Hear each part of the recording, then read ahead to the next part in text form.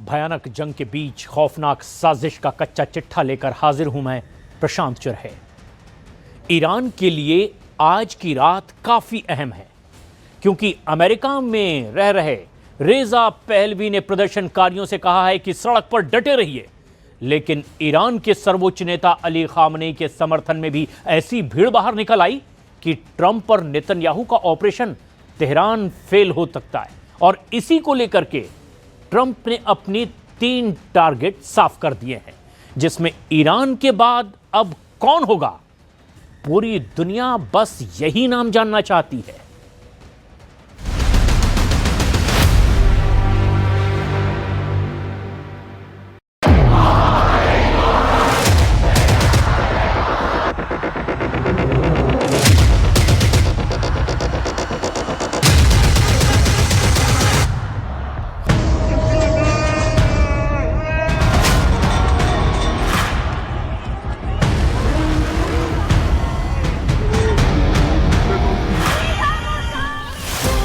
Donald Trump ने 2026 के लिए 3 टारगेट सेट किए, जिसकी भनक ना पुतिन को लगी ना शी जिनपिंग को। ईरान को भी ऐसा सरप्राइज मिला कि खामनेई देखते रह गए। ईरान में भड़काई गई आग में तख्ता पलट की कोशिश हो रही है।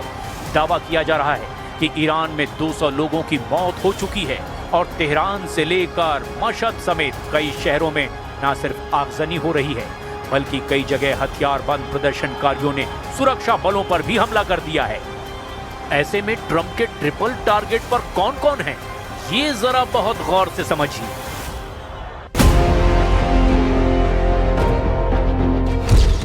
ट्रंप का पहला टारगेट वेनेजुएला, जो 2026 के पहले हफ्ते में ही ट्रंप ने हासिल कर लिया। ट्रंप का दूसरा टारगेट ग्रीनलैंड है, जिस पर वो बहुत जल्द एक्शन ले सकते हैं। ट्रंप का तीसरा टारगेट ईरान है, जहां प्रदर्शन की आग CIA और मोसाद ने लगाई है, ये खामनेई का इल्जाम है।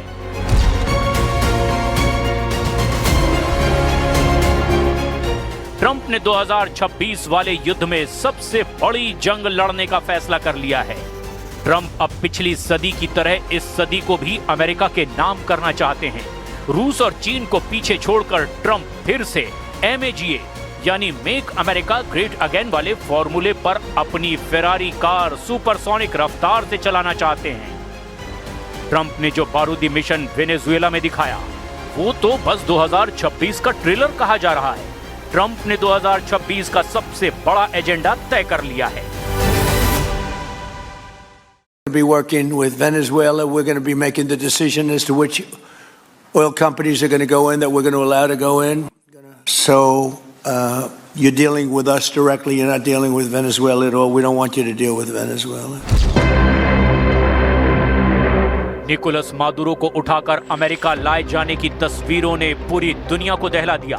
ट्रंप अब एक अलग आक्रामक मूड में हैं। ग्रीनलैंड की बर्फ अब ट्रंप के गुस्से को देखकर पिघल रही है। ये खतरा पूरे यूरोप को सता रहा है कि अब ट्रंप नेटो तोड़ डालेंगे। और तीसरा है ईरान, जहां प्रदर्शन की आग में ट्रंप तख्ता पलट वाली बिरयानी पकाना चाहते हैं और पूरे ईरान को वेनेजुएला की तरह ही कंट्रोल करना चाहते हैं। तेहरान से 40 किलोमीटर पश्चिम में ये है करज शहर का हाल। यहां दंगाइयों ने एक सरकारी इमारत को आग के हवाले कर दिया है।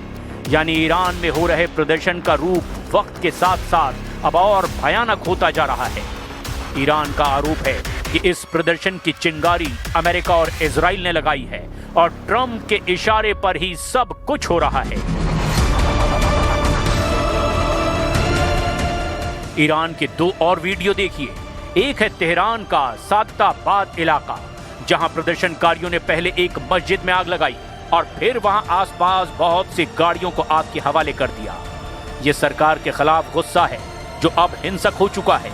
वहीं दूसरा वीडियो तेहरान से 250 किलोमीटर दक्षिण पश्चिम के अराक शहर का है, जहां हजारों लोगों ने खामनेई के समर्थन में जुलूस निकाला है। यानी ईरान में दोनों तरह की तस्वीर देखने को मिल रही है।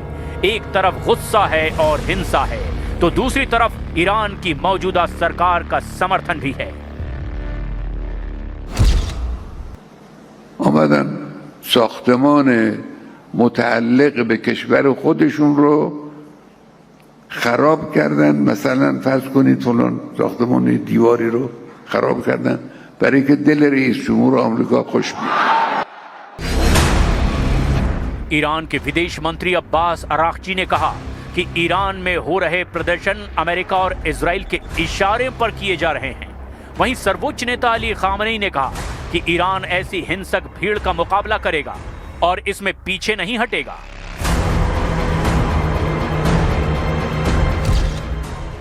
इसमें कोई शक नहीं कि डोनाल्ड ट्रंप के जहन में इस वक्त सिर्फ और सिर्फ तेल चल रहा है।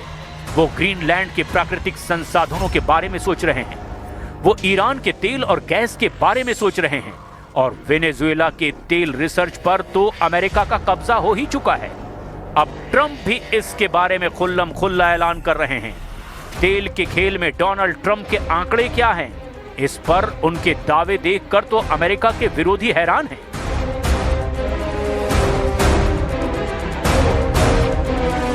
ट्रंप बता रहे हैं कि वेनेजुएला अब उनके इशारे पर चलेगा और ऐसे ही वो अब पूरी दुनिया को अपनी उंगलियों पर नचाना चाहते हैं। डोनाल्ड ट्रंप ने साफ कर दिया है कि अमेरिका की कंपनी अब वेनेजुएला के तेल ठिकानों को कंट्रोल करेगी और उससे अमेरिका बम्पर फायदा कमाएगा।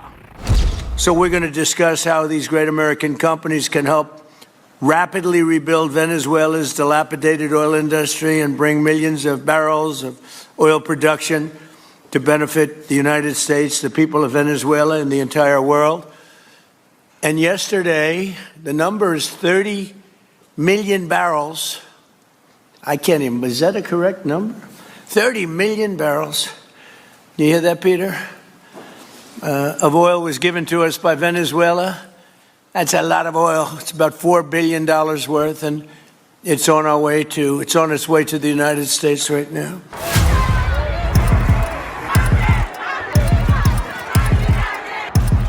ट्रंप का ट्रिपल टारगेट ईरान देर से ही सही, लेकिन अब बहुत अच्छी तरह समझ चुका है। ईरान में तेज हो रहे प्रदर्शन का एजेंडा अब सीधे वहां के सर्वोच्च नेता अली खामनेई को बनाया जा चुका है, जबकि गुस्सा ईरान की बदहाल आर्थिक हालात का है, महंगाई का है।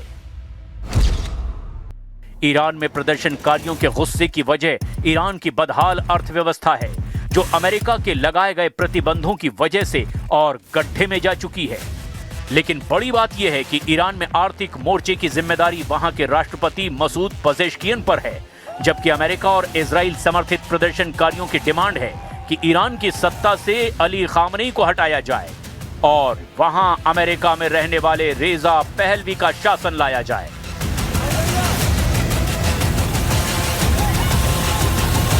ईरान में हो रहे हिंसक प्रदर्शन के खिलाफ अब अली खामनेई ने बहुत सख्त आदेश जारी कर दिया है। ईरान में ऑर्डर दिया जा चुका है कि कोई भी सरकारी संपत्ति को नुकसान पहुंचाएगा तो उसके साथ ऐसी सख्ती से निपटा जाएगा कि पीढ़ियां याद रखेंगी। लेकिन बड़ा सवाल यह है कि डोनाल्ड ट्रंप और बेंजामिन नेतन्याहू की जोड़ी से ईरान टक्कर कैसे लेगा।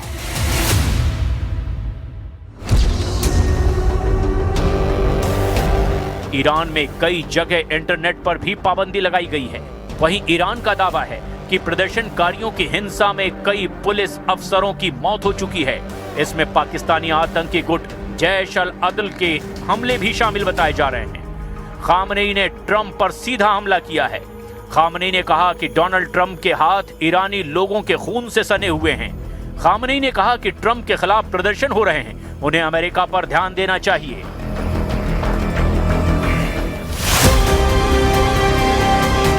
ईरान में तख्ता पलट के लिए उकसा रहे रेजा पहलवी को बड़ा झटका लगा है। ट्रंप ने पहलवी से मुलाकात करने से मना कर दिया। ट्रंप ने कहा कि अभी इसका वक्त नहीं आया है। हालांकि इसमें कोई शक नहीं कि रेजा पहलवी फिलहाल उस कैंप में हैं जिसे एंटी ईरान कैंप कहा जाता है। यही वजह है कि रेजा पहलवी लगातार ईरान के लोगों को प्रदर्शन तेज करने की नसीहत दे रहे हैं। حضور دگرباره و پرشکوهتان در خیابان‌های سراسر ایران در شامگاه جمعه پاسخی دندان شکن به تهدیدهای رهبر خائن و جنایتکار جمهوری اسلامی بود. रेजा पहलवी को इन तस्वीरों में इजराइल के प्रधानमंत्री बेंजामिन नेतन्याहू के साथ देखा जा सकता है। अप्रैल 2023 में रेजा पहलवी इजराइल गए थे। और तब उनकी वहां मुलाकात इजराइल की टॉप लीडरशिप से हुई थी। इन तस्वीरों के सामने आने के बाद से ही रेजा पहलवी की एंटी ईरान कैंप वाली इमेज और मजबूत हो गई है।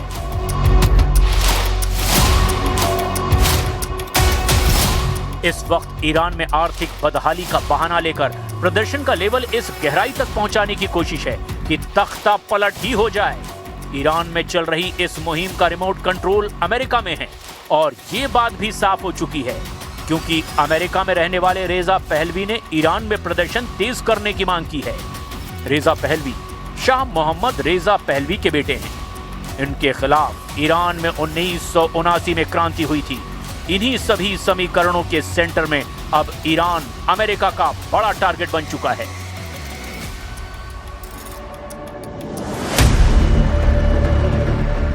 पच्चीस साल तक युद्ध और अमेरिका के 5 दुश्मन खत्म। सवाल यह है कि क्या 2026 में अमेरिका खत्म कर देगा अपना छठा और सबसे बड़ा दुश्मन?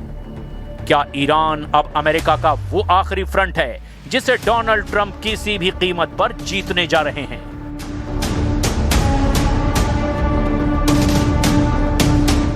ट्रंप की तरफ से दावा किया जा रहा है कि ईरान के सर्वोच्च नेता अली खामनेई देश छोड़कर जाना चाहते हैं, तो वहीं खामनेई ने पलटवार करके बड़ा ऐलान कर दिया है कि तख्ता पलट तो डोनाल्ड ट्रंप का किया जाएगा।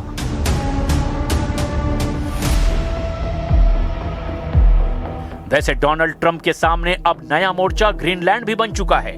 ग्रीनलैंड पर ट्रंप की निगाहें गड़ गई है और वो अब इसे किसी भी कीमत पर अमेरिका के नक्शे में मिलाना चाहते हैं। यानी जो इलाका डेनमार्क का हिस्सा है वो अब अमेरिका अपने कब्जे में लेना चाहता है। Right now, we are going to do something on Greenland, whether they like it or not, because if we don't do it, Russia or China will take over Greenland, and we're not going to have Russia or China as a neighbor. I would like to make a deal, the easy way, but if we don't do it the easy way, we're going to do it the hard way. Trump ने 2025 का साल जिस तरह गुजारा, लगा वो एक शांति प्रिय कबूतर की छवि बनाना चाहते हैं, लेकिन 2026 की शुरुआत होते ही ट्रंप ने कई मोर्चों में आग लगा दी। वेनेजुएला से लेकर ईरान और ग्रीनलैंड अब ट्रंप के टारगेट पर हैं। निकोलस मादुरो को पत्नी समेत उठाकर ले जाने वाला वीडियो देखकर दुनिया यकीन नहीं कर रही। सब इसीलिए हैरान हैं कि अब किसी भी देश के राष्ट्रपति को किडनैप किया जा सकता है। ये आशंका जाहिर की जा रही है। यानी साफ है कि ट्रंप अब एक अलग आक्रामक मूड में हैं। वो अपने गुस्से से अब ग्रीनलैंड की बर्फ भी पिघला रहे हैं।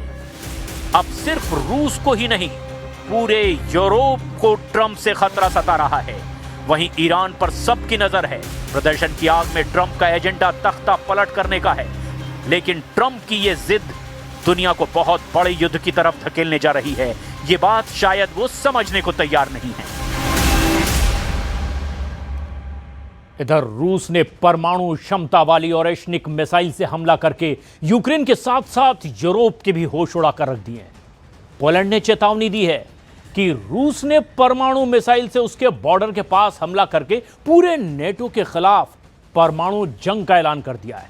तो वहीं रूस ने दावा किया कि अगर पुतिन की शर्तों पर युद्ध विराम नहीं हुआ तो इसके नतीजे बहुत विनाशक होंगे।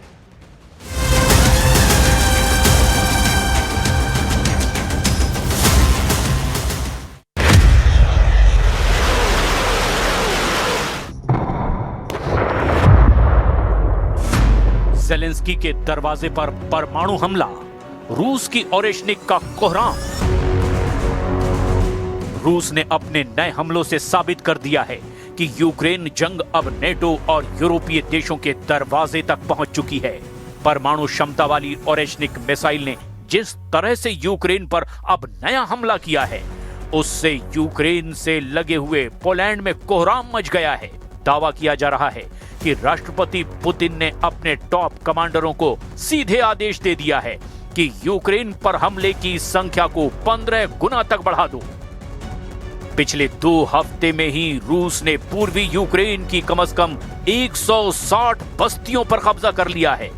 इधर ज़ेलेंस्की ने दावा किया कि कि रूस ने परमाणु क्षमता वाली ओरेशनिक से हमला करके नेटो और अमेरिका को जंग के लिए सीधे तौर पर ललकार दिया है। अब हम आपको दिखाने जा रहे हैं कि कैसे 36 घंटे के भीतर ही अमेरिकी मीडिया ने राष्ट्रपति ट्रंप से यह जानने की कोशिश की कि क्या ट्रंप वेनेजुएला के राष्ट्रपति निकोलस मादुरो की तरह ही अब राष्ट्रपति पुतिन को भी अपनी सेना के स्पेशल कमांडो के जरिए अगवा कर सकते हैं। हम आपको ये भी दिखाएंगे कि कैसे यूक्रेन की राजधानी कीव में रूसी हमलों के बाद ब्लैकआउट हो गया है। लेकिन इस पूरे घटनाक्रम की शुरुआत करते हैं रूस की उस परमाणु क्षमता वाली ओरेशनिक मिसाइल से, जिसके हमले की धमक अमेरिका से लेकर यूरोप तक गूंज रही है। ओरेशनिक से परमाणु धमाका, यूक्रेन से पोलैंड तक तबाही। लगभग 4 साल से चल रहे रूस यूक्रेन युद्ध में आखिर अचानक ऐसा क्या हुआ कि रूस ने अपनी परमाणु क्षमता वाली ओरेशनिक मिसाइल से यूक्रेन पर भीषण हमला कर दिया।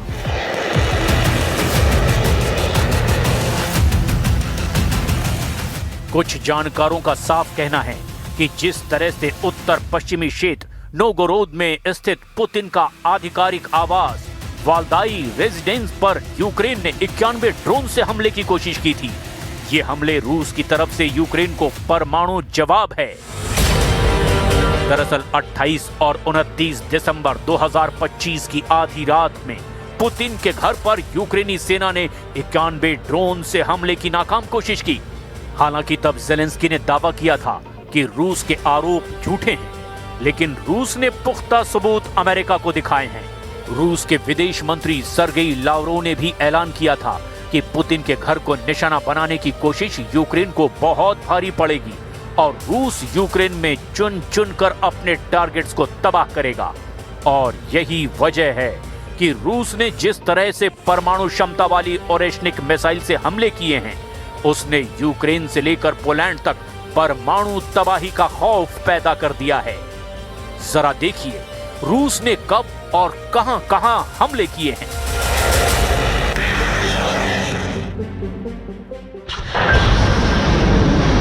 रूस ने यूक्रेन के साथ 2022 से जारी जंग यानी कि 4 साल में दूसरी बार अपनी हाइपरसोनिक बैलिस्टिक ओरेशनिक मिसाइल का इस्तेमाल किया। इस मिसाइल से नेटो सदस्य देश पोलैंड के बॉर्डर के करीब पश्चिमी यूक्रेन में हमला किया गया। मॉस्को ने इसे पुतिन के घर पर हुए हमले की साजिश का बदला बताया है। दूसरी ओर यूरोप और नेटो के देश इसे एक बड़ी चेतावनी की तरह देख रहे हैं। यूरोप का मानना है कि पुतिन ने इस मिसाइल हमले से नेटो को संदेश देने की कोशिश की है। रूस की hypersonic ballistic Oreshnik missile 5000 kilometre तक की रेंज तक पहुंच सकती है। इसका मतलब यह है कि ये यूरोप में कहीं भी हमला कर सकती है, यहां तक कि ये पूर्वी अमेरिका तक भी पहुंच रखती है। ओरेशनिक मिसाइल के यूके के लेविव शहर के पास गिरने, जो कि पोलैंड सीमा से 60 किलोमीटर दूर है, एक बड़ा संकेत है। यहां सैन्य अड्डा है जिससे युद्ध के दौरान यूक्रेन को हथियार ट्रांसफर किए गए हैं।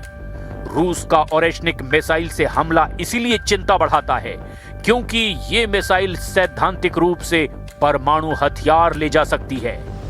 रूस ने इस मिसाइल से पहला हमला नवंबर 2024 में किया था। यह हमला तब हुआ था जब तत्कालीन अमेरिकी राष्ट्रपति बाइडेन ने यूक्रेन को हाइमार्स मिसाइलों से रूस के अंदर हमले की इजाजत दे दी थी। अब 9 जनवरी की रात रूस ने अपनी नई हाइपरसोनिक बैलिस्टिक मिसाइल ओरेशनिक से लीव क्षेत्र में हमला किया है। यह हमला नेटो देश पोलैंड से मात्र 60 किलोमीटर दूर एक भूमिगत गैस भंडारण सुविधा पर हुआ है। Варто розуміти однаково і однаково серйозно.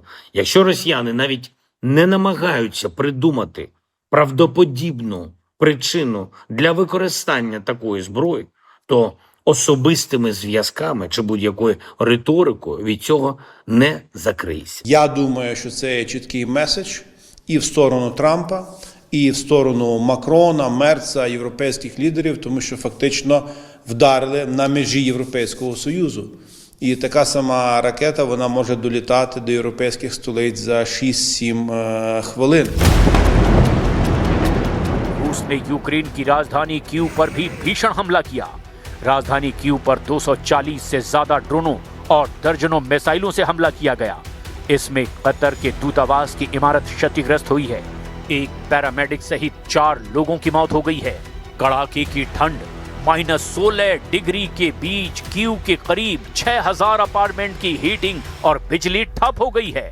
इसके अलावा यूक्रेन के ओडेसा और निप्रो क्षेत्रों के बंदरगाहों और ऊर्जा बुनियादी ढांचों को भी निशाना बनाया गया ताकि यूक्रेन की रसद और बिजली आपूर्ति को पूरी तरह से तोड़ा जा सके। इधर यूरोपियन यूनियन की विदेश नीति प्रमुख काजा कल्लास रूसी हमलों को खतरनाक उकसावा कह रही हैं और यूरोप और अमेरिका के लिए एक सीधी चेतावनी से बताया। यूरोपियन यूनियन की विदेश नीति प्रमुख काजा कल्लास ने अपील की कि यूक्रेन को और ज्यादा एयर डिफेंस सिस्टम देने और रूस पर कई बड़े प्रतिबंध लगाने की बहुत जरूरत है।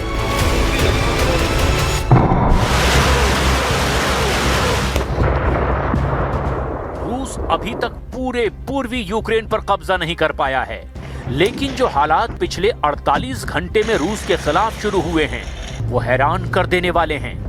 मौजूदा हालातों को देखकर ऐसा लगता है कि शांति समझौते की आड़ में फ्रांस, ब्रिटेन, जर्मनी जैसे देशों के साथ मिलकर अमेरिका एक बड़ा वॉर गेम बना चुका है जिसमें शायद रूस फंस गया है। कुछ वॉर एक्सपर्ट्स का साफ दावा है कि रूस ने पूर्वी यूक्रेन के 27% से ज्यादा इलाके पर कब्जा कर लिया है। ऐसे हालात में अगर शांति समझौता होता है तो यूक्रेन को भारी नुकसान होगा और पूरी दुनिया में रूस विश्व विजेता की तरह अपनी जीत का डंका पीटेगा।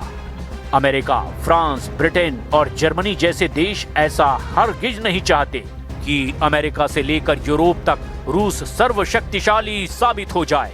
इसीलिए पिछले 15 महीनों में शांति समझौते की आड़ में रूस के खिलाफ चक्रव्यूह रचा गया है, जिसकी पहली झलक 6 जनवरी 2026 को पेरिस में दिखाई दी।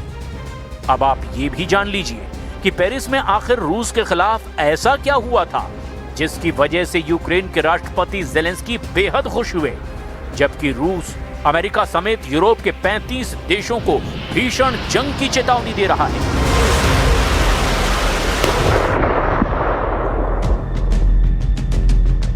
पेरिस में हुई हालिया collision of the willing summit ने यूक्रेन और यूरोपीय देशों के भविष्य की सुरक्षा गारंटी की रूपरेखा तय की गई। करीब 35 देशों ने पेरिस में यूक्रेन की सुरक्षा के लिए बैठक की थी, जिसमें फ्रांस के राष्ट्रपति मैक्रो ने इसे युद्ध विराम की दिशा में एक बहुत ही महत्वपूर्ण कदम बताया था। यूक्रेन के सहयोगियों ने भविष्य में शांति समझौते के बाद यूक्रेन की सुरक्षा के लिए लीगल बाइंडिंग गारंटी देने पर सहमति जताई थी। फ्रांस और ब्रिटेन ने संघर्ष विराम के बाद यूक्रेन की धरती पर अपनी सेना तैनात करने की घोषणा कर दी है।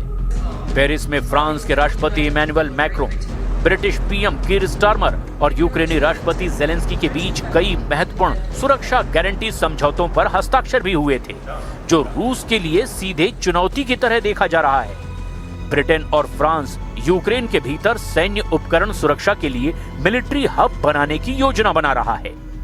बहुउद्देशीय बल यानी मल्टीनेशनल फोर्स सीज फायर होने के बाद यूक्रेन में शांति बनाए रखने के लिए एक यूरोपीय नेतृत्व वाला सैन्य बल तैनात किया जाएगा। ज़ेलेंस्की ने साफ किया कि कोई भी समझौता तब तक नहीं होगा जब तक भविष्य में हमले रोकने की ठोस गारंटी न मिले। उधर अमेरिका के राष्ट्रपति ट्रंप के दूत स्टीव विटकॉफ और जेरेड कुशनर ने पेरिस मीटिंग में हिस्सा लिया था और सुरक्षा गारंटी को अपना समर्थन दिया था। रूस यूक्रेन जंग के मौजूदा हालात बेहद खराब हो चुके हैं। पेरिस में हुई रूस के खिलाफ मीटिंग को लेकर रूस ने भी अपने इरादों और हमलों से जता दिया है कि जब तक रूस की शर्तों पर युद्ध विराम नहीं होगा तब तक यूक्रेन के साथ किसी भी तरह का युद्ध विराम नहीं होगा। पेरिस समिट को रूस ने सीधे सीधे उकसावे के रूप में देखा है। रूस ने आधिकारिक बयान में कहा कि यूक्रेन की धरती पर किसी भी विदेशी सैनिक की मौजूदगी उसकी सुरक्षा के लिए सीधा खतरा है। रूस इसे कब्जे की तरह देखेगा। रूसी प्रवक्ता दिमित्री पेस्कोव ने भी संकेत दिया कि जब तक ये भड़काऊ समझौते वापस नहीं लिए जाएंगे तब तक शांति वार्ता की मेज पर लौटना मुश्किल है।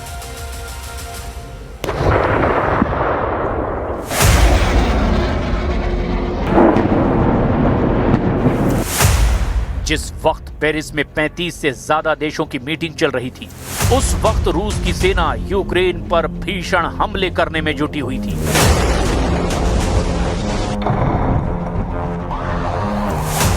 अगर हम पिछले 100 घंटे की ही बात करें तो रूस के हमलों से पूरी तरह से लहूलुहान हो चुका है यूक्रेन। रूस ने डोनबास और सूमी क्षेत्रों में हमले बहुत ज्यादा तेज कर दिए हैं। रूसी ब्लॉगर्स का भी दावा है कि पुतिन किसी भी शांति समझौते से पहले ज्यादा से ज्यादा यूक्रेनी क्षेत्र पर नियंत्रण चाहते हैं ताकि वो अपनी शर्तों पर बातचीत कर सकें। जर्मन और यूरोपीय खुफिया एजेंसियों ने रिपोर्ट दी कि रूस यूरोपीय देशों की पेरिस मीटिंग के जवाब में यूरोप के बुनियादी ढांचे पर साइबर हमले और गुप्त ऑपरेशन तेज कर सकता है। दावा तो यहां तक किया गया कि रूस बेलारूस और यूक्रेन की उत्तरी सीमा पर अपनी सैन्य तैनाती बढ़ा सकता है ताकि पश्चिमी देशों पर दबाव बनाया जा सके। कड़ाके की इस ठंड को देखते हुए रूस यूक्रेन के बचे हुए पावर ग्रिड्स को भी पूरी तरह से ध्वस्त करने की कोशिश कर सकता है ताकि पेरिस समझौते के प्रभाव को कम किया जा सके।